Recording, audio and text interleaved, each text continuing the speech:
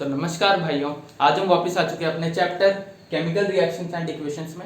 और आज हम कर रहे होंगे इस चैप्टर का लेक्चर नंबर 8। तो लेक्चर नंबर 8 का हमारा टॉपिक है ऑक्सीडेशन एंड रिडक्शन या फिर रिडॉक्स रिएक्शंस।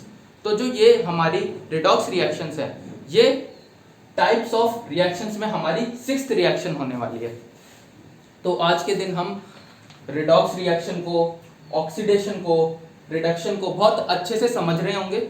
इनसे रिलेटेड जो भी एक्टिविटी हमें एनसीईआरटी में दे रखी है वो भी हम डिस्कस करेंगे, और साथ में कुछ अच्छे एग्जांपल्स, ताकि आपको ये तीनों ही रिएक्शंस बहुत अच्छे से क्लियर हो जाए, आपके दिमाग में पूरी फिट बैठ जाए। ठीक है, तो चलो हम स्टार्ट करते हैं हमारे इस पर्टिकुलर टॉपिक को। तो इस टॉपिक को समझने से पहले हम एक एक्टिविटी समझ लेंगे, तो हमें ये टॉपिक समझने में बहुत आसानी होगी। वो एक्टिविटी है एक्टिविटी 1.11 जो कि एनसीईआरटी में दे रखी है। ठीक है, तो इस पर्टिकुलर एक्टिविटी में क्या करते हैं, हम एक चाइना डिश लेते हैं। चाइना डिश मैंने आपको शायद पहले भी बता रखा होगा क्या होता है। इसमें मैंने कॉपर पाउडर ले लिया, कॉपर पाउडर जो कि किस कलर का होता है, ब्राउन कलर का होता है। ठीक है, ब्राउन कलर का होता है कॉपर पाउडर। अब मैं कॉपर पाउडर को बर्नर की मदद से हीट करवाता हूं। ठीक है, मेरे कॉपर पाउडर को मैं बर्नर की मदद से करवाता हूं हीट।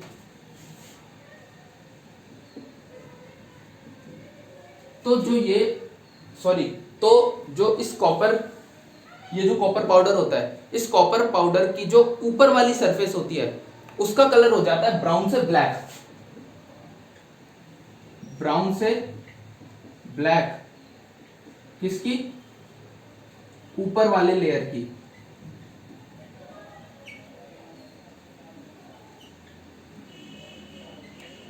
ठीक है, जो कॉपर पाउडर था हमारा ब्राउन कलर का, ये ब्राउन कलर का हमारा कॉपर पाउडर है, इसको मैंने करवाया हीट बर्नर की मदद से। और जब मैंने इसे हीट करवाया तो मैंने देखा कि मेरे कॉपर पाउडर की जो ऊपर वाली लेयर है ना, उसका कलर चेंज हो गया ब्राउन से ब्लैक। ऐसा क्यों हुआ? क्योंकि मैंने मेरे कॉपर पाउडर को बस थोड़ी देर के लिए हीट करवाया है। ठीक है, मैंने मेरे कॉपर पाउडर को बस थोड़ी देर के लिए हीट करवाया। अगर मैं इसे ज्यादा समय तक के लिए हीट करवाता बर्नर की मदद से, तो शायद मेरा पूरा कॉपर पाउडर कन्वर्ट हो जाता ब्राउन से ब्लैक। ठीक है, अब कॉपर पाउडर के ऊपर वाली लेयर का ब्राउन से ब्लैक में कन्वर्ट होने का एक कारण होता है। ठीक है, वो कारण क्या होता है, ध्यान से देखना। ये हो गया copper plus oxygen gives copper oxide. तो जो मेरा कॉपर होता है उसका कलर होता है ब्राउन, और कॉपर ऑक्साइड का कलर होता है ब्लैक। तो देख पा रहे हो, जब मैं मेरे कॉपर के पाउडर को हीट करता हूं, तो वो चेंज हो जाता है ब्राउन कलर से ब्लैक कलर में। और उसका कारण होता है ये रिएक्शन, क्योंकि मेरा जो कॉपर होता है वो ऑक्सीजन से रिएक्ट करके बना लेता है कॉपर ऑक्साइड। अगर मैं इस रिएक्शन को बैलेंस करता हूं तो ये कुछ इस प्रकार बैलेंस होगी। ठीक है, तो यहां पे आप ये चीज भी बहुत ध्यान से समझ सकते हो कि मैंने मेरे कॉपर पाउडर को बस थोड़ी देर के लिए हीट करा है। इस कारण उसकी जो सिर्फ ऊपर वाली सरफेस है या बाहरी सरफेस है, वही सिर्फ ब्राउन से ब्लैक में कन्वर्ट हुई है। पूरा कॉपर कन्वर्ट नहीं हुआ मेरा ब्राउन से ब्लैक में। ये चीज नोट कर लेना, एनसीईआरटी में भी यही लिखा हुआ है। ठीक है, और आशा करता हूं आपको ये रिएक्शन अच्छे से समझ में आ गई होगी। ठीक है, अब इसके बाद ये पर्टिकुलर रिएक्शन होने के बाद हम एक चीज और करते हैं। क्या है वो चीज, कि कॉपर ऑक्साइड का रिएक्शन मैं करवा देता हूं हाइड्रोजन गैस से। और ऐसे नहीं करवाता रिएक्शन, मैं मेरे कॉपर ऑक्साइड को हाइड्रोजन के साथ रिएक्ट करवाता हूं, और साथ में कुछ टेम्परेचर भी सप्लाई करता हूं या कुछ हीट भी देता हूं। और हीट को मैं ट्रायंगल साइन से शो करता हूं। ये बात मैंने आपको बहुत पहले बता दी होगी। तो होता क्या है यहाँ पे, कि जो कॉपर होता है वो मेरा दोबारा अलग हो जाता है और बन जाता है H2O साथ में। ठीक है, और साथ में बन जाता है मेरा H2O। तो यहां क्या होता है कि कॉपर का कलर दोबारा ब्लैक से चेंज होके ब्लू में हो जाता है, सॉरी ब्लैक से दोबारा ब्राउन हो जाता है कॉपर का कलर। देख पा रहे हो कि यहां पे इस पर्टिकुलर रिएक्शन का उल्टा हो गया, या इस पर्टिकुलर रिएक्शन का रिवर्स हो गया। यहां दोबारा जो मेरा कॉपर ऑक्साइड ब्लैक कलर का था वो दोबारा कन्वर्ट हो गया ब्राउन कलर के कॉपर में, क्योंकि कॉपर ऑक्साइड से ऑक्सीजन हमने हटा दिया और वो ऑक्सीजन जाके लग गया हाइड्रोजन के साथ, ठीक है, और जो वो ऑक्सीजन है वो लग गया हाइड्रोजन के साथ, और इन दोनों ने मिलके, इस हाइड्रोजन और ऑक्सीजन ने मिलके बना दिया वाटर, पानी बना दिया, ठीक है। और अगर मैं ध्यान से देखूं तो मुझे मेरी ये रिएक्शन बैलेंस मिलेगी। आप लोग यहाँ पे एक छोटी सी बात और नोट कर लो, वो छोटी सी बात क्या है कि मैं अगर कॉपर और ऑक्सीजन को रिएक्ट करवाना चाहता हूं तो मुझे एक ऑप्टिमल टेम्परेचर देना जरूरी है, एक नेसेसरी टेम्परेचर देना जरूरी है। अगर मैं वो टेम्परेचर या हीट सप्लाई नहीं करूंगा मेरे कॉपर को तो वो ऑक्सीजन से रिएक्ट नहीं करेगा। क्योंकि आप सोच के देखो थोड़ा सा कि चाइना डिश में मैंने कॉपर ले रखा था, ठीक है, और मेरी ऑक्सीजन जो है वो पहले से एनवायरनमेंट में प्रेजेंट होती है, ठीक है, ऑक्सीजन एनवायरनमेंट में प्रेजेंट होती है तभी तो हम जिंदा हैं, और मैंने मेरे चाइना डिश में कॉपर का पाउडर भी ले रखा था। तो क्या तब मेरा कॉपर ब्राउन कलर से ब्लैक कलर में कन्वर्ट हो रहा था? ध्यान से सोच के देखो मैं क्या बात बोल रहा हूं, मेरी बातों को एक बार गौर से सुनना और सोच के देखना कि जब मेरा कॉपर या कॉपर का पाउडर चाइना डिश में था और एनवायरनमेंट में ऑक्सीजन भी थी, तो तब क्या वो दोनों रिएक्ट कर रहे थे अपने आप ही बिना हीट सप्लाई करे? नहीं कर रहे थे, तभी हमें कलर चेंज दिख रहा था? नहीं दिख रहा था ना, ठीक है, कलर चेंज नहीं दिख रहा था, इस कारण कॉपर और ऑक्सीजन रिएक्ट नहीं कर रहे थे, हम ये बोल सकते हैं। तो जब मैंने मेरे कॉपर को हीट दिया तभी वो रिएक्ट करेगा ऑक्सीजन से और बनाएगा कॉपर ऑक्साइड, बिना हीट दिए वो रिएक्शन नहीं करेंगे। यही मैं अभी आपको समझाने की कोशिश कर रहा हूं, ये चीज बहुत अच्छे से नोट कर लेना। अच्छा, अब जो यहाँ कॉपर ऑक्साइड बना मेरा ब्लैक कलर का जो मेरा यहाँ कॉपर ऑक्साइड बना, मैंने इस ब्लैक कलर के कॉपर ऑक्साइड को रिएक्ट करवाया मेरे हाइड्रोजन से। तो आप यहाँ पे एक चीज और सोच सकते हो, भैया अगर मैं यहाँ हीट करवाऊंगा तो ये कॉपर ऑक्साइड दोबारा ऑक्सीजन से रिएक्ट नहीं कर जाएगा? तो मैं बोलूंगा यार नहीं, मैं इस पर्टिकुलर रिएक्शन को करवाने के लिए, ठीक है, कुछ ऐसी कंडीशंस डेवलप करूंगा जहां पे मेरे एटमॉस्फेयर में ऑक्सीजन होगी ही नहीं। मतलब मैं इस पर्टिकुलर रिएक्शन को करवाने के लिए एक वैक्यूम क्रिएट करूंगा। वैक्यूम क्यों क्रिएट कर रहा हूं? क्योंकि मुझे ऑक्सीजन नहीं चाहिए इस पर्टिकुलर रिएक्शन में, मुझे सिर्फ चाहिए हाइड्रोजन, और हाइड्रोजन बहुत कम मात्रा में होती है हमारे एनवायरनमेंट में, पता है ना, 0.03% होती है शायद हाइड्रोजन, पर ऑक्सीजन बहुत ज्यादा होती है हमारे एनवायरनमेंट में। इस कारण जो ऑक्सीजन है वो तो मिल जाएगा मुझे मेरे एनवायरनमेंट में बहुत इजीली, पर हाइड्रोजन नहीं मिलेगा। इसलिए मुझे एक वैक्यूम कंडीशन बनाना पड़ेगा। अब ये वैक्यूम मैं किस प्रकार डेवलप करूंगा या बनाऊंगा ये आप लोग थोड़ा सर्च कर सकते हो गूगल वगैरह में, पर मैं एक वैक्यूम बनाऊंगा जहां पे मैं रखूंगा मेरे कॉपर ऑक्साइड ब्लैक को और साथ में हाइड्रोजन को, और फिर उन्हें मैं करवाऊंगा हीट, ठीक है, मेरे उस पर्टिकुलर वैक्यूम में फिर मैं उन्हें करवाऊंगा हीट, तो ये रिएक्शन हो जाएगी। ये चीज आप बहुत ध्यान से नोट कर लेना। ये हो गया। अच्छा, अब इसके बाद हम यहाँ पे एक चीज और देख सकते हैं, क्या है वो चीज? कॉपर में ऑक्सीजन ऐड हो गया तो मेरा कॉपर कन्वर्ट हो गया कॉपर ऑक्साइड में। मतलब जब भी मेरे किसी पर्टिकुलर एलिमेंट में या किसी पर्टिकुलर कंपाउंड में ऑक्सीजन का एडिशन होता है तो मैं कहता हूं कि मेरे उस पर्टिकुलर एलिमेंट का ऑक्सीडेशन हो गया। मतलब यहां मेरा जो कॉपर है, कॉपर का हो गया ऑक्सीडेशन। अरे नाम सुनने से पता नहीं लग रहा, कॉपर में ऐड हो गया ऑक्सीजन, तो कॉपर का हो गया ऑक्सीडेशन। ठीक है, अब मैं इस पर्टिकुलर रिएक्शन की बात करता हूं। जो मेरा कॉपर ऑक्साइड है, कॉपर ऑक्साइड से ऑक्सीजन को रिमूव कर दिया गया। ठीक है, कॉपर ऑक्साइड से ऑक्सीजन को कर दिया रिमूव, मतलब यहां पे कॉपर ऑक्साइड का हो रहा है रिडक्शन। क्योंकि जब भी मैं किसी पर्टिकुलर कंपाउंड से ऑक्सीजन को रिमूव करता हूं, ठीक है, जब भी मैं किसी पर्टिकुलर कंपाउंड से ऑक्सीजन को रिमूव करता हूं, उसे मैं कहता हूं रिडक्शन। मतलब यहां कॉपर ऑक्साइड का हो गया रिडक्शन, इस कारण वो कन्वर्ट हो गया दोबारा कॉपर में। ठीक है, और यहाँ पे आप एक चीज और देख सकते हो कि जो ऊपर मैंने रिएक्शन लिखी है उसका जस्ट उल्टा नीचे वाली रिएक्शन में हो रहा है। इस पर्टिकुलर रिएक्शन में कॉपर कॉपर ऑक्साइड में बदल रही है, और इस पर्टिकुलर रिएक्शन में कॉपर ऑक्साइड कॉपर में बदल रहा है। ठीक है, तो बेसिकली आशा करता हूं आपको ऑक्सीडेशन और रिडक्शन का मतलब तो आ ही गया होगा समझ में। ठीक है,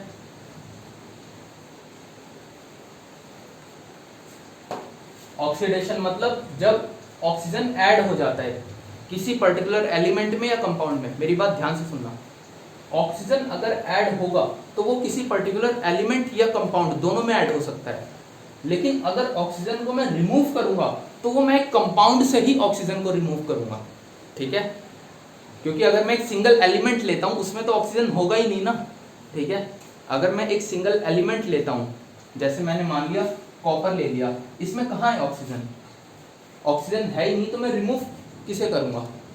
ठीक है, तो जब भी मैं ऑक्सीजन रिमूव करता हूं या जब भी मैं रिडक्शन करवाता हूं तो मैं एक कंपाउंड का ही रिडक्शन करवाता हूं, या मैं एक कंपाउंड से ही ऑक्सीजन को रिमूव करता हूं। ये चीज आप लोग अच्छे से नोट कर लेना। ठीक है, तो कॉपर ऑक्साइड कन्वर्ट हुआ कॉपर में, ये होता है हमारा रिडक्शन। कॉपर कन्वर्ट हुआ कॉपर ऑक्साइड में, ये होता है ऑक्सीडेशन। यहाँ ऑक्सीजन का एडिशन हो गया तो ये ऑक्सीडेशन है, यहाँ ऑक्सीजन का रिमूवल हो गया तो ये रिडक्शन है। ठीक है, अच्छा, अब अगर मैं मेरी इसी पर्टिकुलर रिएक्शन को बहुत ध्यान से देखूं, इसी पर्टिकुलर रिएक्शन को अगर मैं बहुत ध्यान से देखता हूं, तो जो मेरा हाइड्रोजन है, हाइड्रोजन में दोबारा ऐड हो चुका है, दोबारा नहीं, हाइड्रोजन में ऐड हो चुका है ऑक्सीजन। तो क्या मैं यहां बोल सकता हूं कि जो हाइड्रोजन है, यहां मेरे हाइड्रोजन का हो रहा है ऑक्सीडेशन। ठीक है, मतलब इस पर्टिकुलर रिएक्शन में या इस पर्टिकुलर एग्जांपल में मेरा रिडक्शन और ऑक्सीडेशन दोनों हो रहे हैं। कॉपर ऑक्साइड का हो रहा है रिडक्शन, हाइड्रोजन का हो रहा है ऑक्सीडेशन, क्योंकि हाइड्रोजन में ऐड हो चुका है ऑक्सीजन, इस कारण हाइड्रोजन का हो रहा है ऑक्सीडेशन। ठीक है, तो जिन पर्टिकुलर रिएक्शंस में, ठीक है, जिन पर्टिकुलर रिएक्शंस में ऑक्सीडेशन और रिडक्शन दोनों होते हैं, उन्हें हम ऑक्सीडेशन रिडक्शन रिएक्शन या फिर रिडॉक्स रिएक्शन कहते हैं।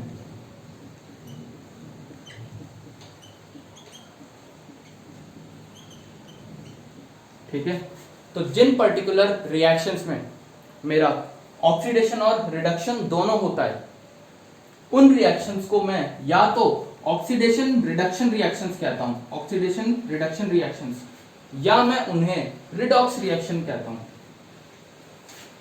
क्योंकि रिडॉक्स का मतलब अगर हम ध्यान से देखें, RED रिडक्शन और OX ऑक्सीडेशन, मतलब ये रिडक्शन, जो ये वर्ड है रिडॉक्स, ये रिडक्शन और ऑक्सीडेशन दोनों से मिलकर बना है, इस कारण मैं इसे रिडॉक्स कहता हूं। क्योंकि रिडॉक्स रिएक्शंस में ऑक्सीडेशन भी होता है और रिडक्शन भी होता है, जैसा कि हम इसे देख सकते हैं। तो जो मेरा ये वाला एग्जांपल है, ये वाला एग्जांपल जो है, ये वाली रिएक्शन, ये एग्जांपल है रिडॉक्स रिएक्शन का। और जो ये ऊपर मैंने रिएक्शन लिखी है, ये रिएक्शन एग्जांपल है ऑक्सीडेशन रिएक्शन का, यह सिर्फ ऑक्सीडेशन का।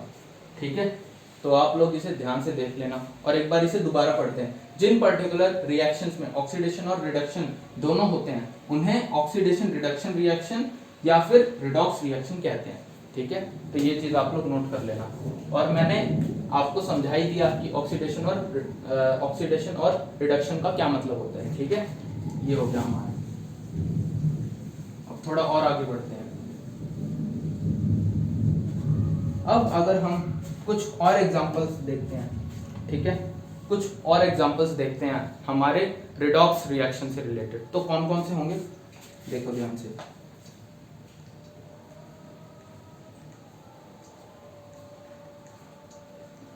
ZnO plus carbon gives zinc plus CO। मतलब अगर मैं मेरे जिंक ऑक्साइड का रिएक्शन, अगर मैं जिंक ऑक्साइड का रिएक्शन कार्बन से करवा देता हूं, तो जो कार्बन है या जो कोक है, ठीक है, कोक बेसिकली कार्बन से ही मिलकर बना हुआ होता है। ठीक है, जो हम रोड्स वगैरह बनाने में यूज करते हैं, तो मैं इसे कोक भी कहूंगा या कार्बन भी कह लो, कोई दिक्कत नहीं है। तो यहां बेसिकली होता क्या है कि जो कार्बन है वो जिंक ऑक्साइड से उसका ऑक्सीजन छीन लेता है और खुद ऑक्सीजन उसका ले लेता है और बना देता है हमारा कार्बन मोनोऑक्साइड। ये मेरा कार्बन मोनोऑक्साइड है। ठीक है, और जिंक ये। तो आप लोग यहाँ ध्यान से देख ही पा रहे होंगे कि जो मेरा जिंक ऑक्साइड है वो कन्वर्ट हो गया जिंक में, मतलब ऑक्सीजन निकल गया, मतलब ये रिएक्शन जो है मेरी, ये है रिडक्शन। ठीक है, और जो कार्बन है, कार्बन को ऑक्सीजन मिल चुका है, तो ये रिएक्शन होगी, ये होगी मेरी ऑक्सीडेशन। मतलब बेसिकली यहां कार्बन का हो रहा है ऑक्सीडेशन, जिंक ऑक्साइड का हो रहा है रिडक्शन। ठीक है, और जिंक ऑक्साइड जब रिड्यूस होता है तो बनाता है जिंक, और कार्बन जब ऑक्सीडाइज होता है तो बनाता है कार्बन मोनोऑक्साइड।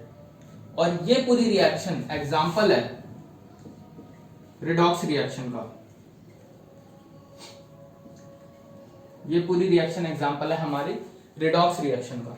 ठीक है, तो ये हो गया हमारा पहला एग्जांपल। अब दूसरा एग्जांपल थोड़ा ध्यान से नोट करना क्योंकि ये इंपॉर्टेंट है।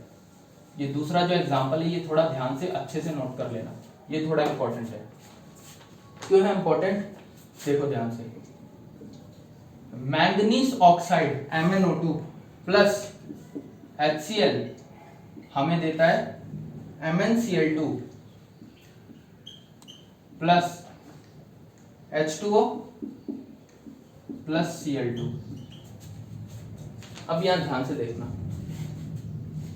जो मेरा HCl है, चलो ठीक है, पहले हम मैंगनीज ऑक्साइड की बात करते हैं। जो यहां मेरा मैंगनीज ऑक्साइड है, मैंगनीज ऑक्साइड कन्वर्ट हो जाता है मैंगनीज क्लोराइड में। मतलब मैंगनीज ऑक्साइड अपना ऑक्सीजन छोड़ देता है, ऑक्सीजन छोड़ के वो दोबारा कन्वर्ट होता है किसमें, मैंगनीज क्लोराइड में। कुल मिला के यहां मैंगनीज ऑक्साइड का हो गया रिडक्शन। या जब मैंगनीज ऑक्साइड रिड्यूस होता है तो वो बनाता है मैंगनीज क्लोराइड इस पर्टिकुलर रिएक्शन में। ठीक है, इस पर्टिकुलर रिएक्शन में। अब और ध्यान से देखो, अगर मैं बात करता हूं मेरे HCl की, तो मेरा HCl कन्वर्ट हो गया Cl2 में।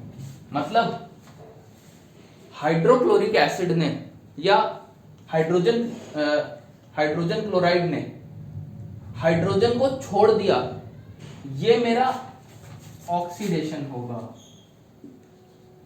अब आप लोग सोचेंगे भैया ये आप क्या बोल रहे हो, पहले आपने बोला कि जो पर्टिकुलर कंपाउंड ऑक्सीजन गेन करता है या जो पर्टिकुलर एलिमेंट ऑक्सीजन गेन करता है उसे हम ऑक्सीडेशन कहते हैं, लेकिन यहां तो क्लोरीन हाइड्रोजन छोड़ रहा है। ठीक है, सॉरी, लेकिन यहां हाइड्रोजन क्लोराइड या हाइड्रोक्लोरिक एसिड जो है वो हाइड्रोजन छोड़ रहा है और आप इसे ऑक्सीडेशन कह रहे हो। ये आप क्यों कह रहे हो, ऐसा आप क्यों कर रहे हो? तो देखो यार, अब तक मैंने आपको पूरी बात नहीं बताई थी, अब आप लोग पूरी बात सुनो, अब आप लोग पूरी बात सुनो बहुत ध्यान से। ऑक्सीडेशन का मतलब सुनो। ऑक्सीडेशन का मतलब होता है कि जब किसी भी पर्टिकुलर एलिमेंट या कंपाउंड से, सॉरी, जब भी किसी पर्टिकुलर एलिमेंट या कंपाउंड में ऑक्सीजन ऐड हो जाता है, ठीक है, किसी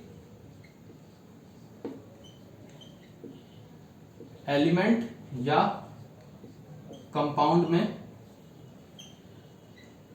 जो ऑक्सीजन है वो ऐड हो जाता है, प्लस ऑक्सीजन O2 ऐड हो जाता है, तो एक तो इसे हम ऑक्सीडेशन कहते हैं, ठीक है। और अगर किसी पर्टिकुलर कंपाउंड से, अथवा लिख लेते हैं यहां, अथवा अगर किसी कंपाउंड से हाइड्रोजन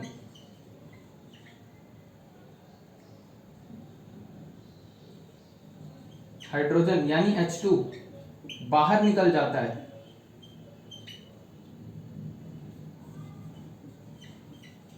तो उसे भी हम ऑक्सीडेशन ही कहते हैं।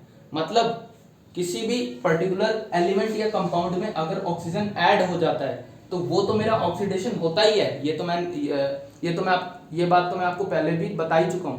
लेकिन अगर किसी पर्टिकुलर कंपाउंड से हाइड्रोजन निकल जाता है, जैसे ये मेरा एक कंपाउंड था या ये मेरा एक एसिड है, हाइड्रोक्लोरिक एसिड, इस पर्टिकुलर कंपाउंड से मेरा हाइड्रोजन बाहर निकल गया और ये कंपाउंड बन गया क्लोरीन Cl2, तो ये भी मेरा ऑक्सीडेशन ही होगा क्योंकि इससे हाइड्रोजन बाहर निकल रहा है।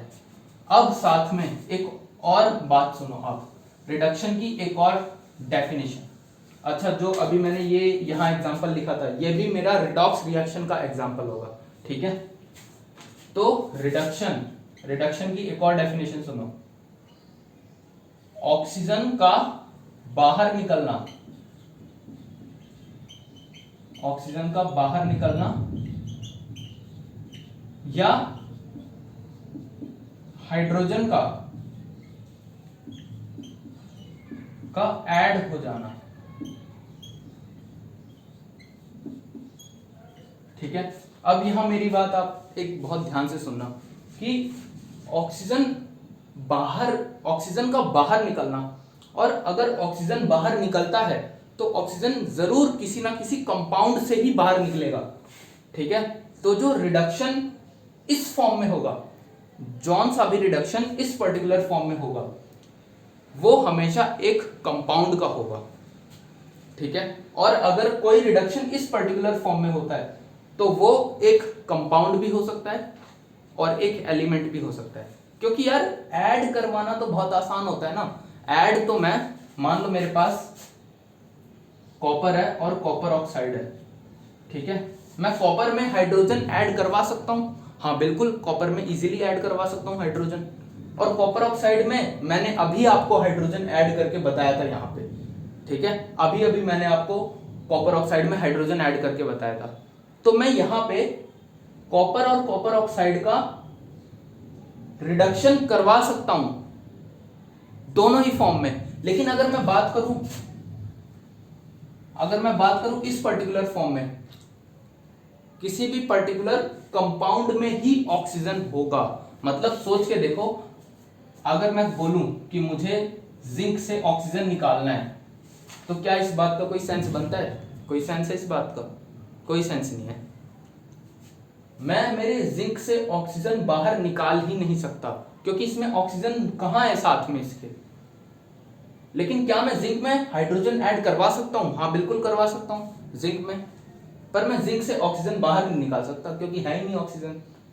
तो ठीक है, देख पा रहे हो आप लोग कि जब मैं रिडक्शन इस पर्टिकुलर फॉर्म में करवाता हूं तो मैं जरूर किसी ना किसी कंपाउंड का करवाऊंगा, क्योंकि कंपाउंड में ही मेरे ऑक्सीजन होगा, ठीक है। मैं किसी एलिमेंट का नहीं करवा सकता। लेकिन अगर मैं इस फॉर्म में करवाऊंगा, अगर मैं रिडक्शन इस फॉर्म में करवाऊंगा, तो मैं किसी एलिमेंट का भी रिडक्शन करवा सकता हूँ, किसी कंपाउंड का भी करवा सकता हूँ। यही बात जो है सत्य है इसके लिए भी, ठीक है। अगर मैं बात करूं ऑक्सीडेशन की, तो ऑक्सीडेशन में अगर मैं ऑक्सीजन ऐड करवा के ऑक्सीडेशन करवाऊंगा तो मैं किसी कंपाउंड का और किसी एलिमेंट का, दोनों का ऑक्सीडेशन इस फॉर्म में करवा सकता हूं।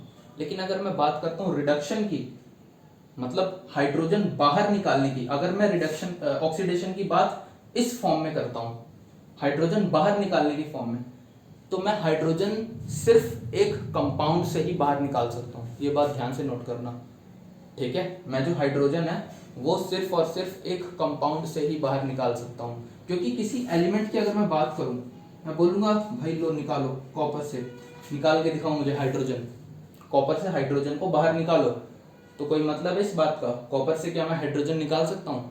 कॉपर में हाइड्रोजन है ही नहीं, तो मैं कहाँ से निकालूंगा? तो इस कारण अगर मैं ऑक्सीडेशन इस फॉर्म में करवाता हूँ तो वो मैं किसी ना किसी कंपाउंड का ही करवाऊंगा, क्योंकि कंपाउंड में ही मेरे हाइड्रोजन होगा। जैसे कि for example CuH, copper hydride, इससे मैं मेरे, देखो ध्यान से, CuH कॉपर हाइड्राइड, इससे मैं मेरे हाइड्रोजन को निकाल सकता हूं और ये कंपाउंड होगा। ये बात नोट कर लेना, ठीक है। तो ये था मेरा ऑक्सीडेशन रिडक्शन का पूरा एक्सप्लेनेशन, और साथ में मैंने आपको रिडॉक्स रिएक्शन की भी अच्छे से साथ में मैंने आपको रिडॉक्स रिएक्शन भी अच्छे से एक्सप्लेन करने का ट्राई करा, ठीक है। और जो जो एक्टिविटी थी एनसीईआरटी में दे रखी थी वो भी मैंने आपको डेप्थ में जाके एक्सप्लेन करी। हालांकि एक्टिविटी 1.11 जो थी वो काफ़ी आसान थी, उसमें ज़्यादा कुछ था नहीं डिस्कस करने लायक, लेकिन तब भी मैंने आपको एक्स्ट्रा चीज़ें ही बताई है थोड़ी, ताकि आपको फील गुड आ जाए, अच्छा लगे कि हम कुछ सीख के गए हैं क्लास से, हमें थोड़ी एक्स्ट्रा नॉलेज भी है एनसीईआरटी के अलावा, ठीक है। तो बाकी बातें हम कर रहे होंगे अपने नेक्स्ट लेक्चर में, तब तक के लिए थैंक यू।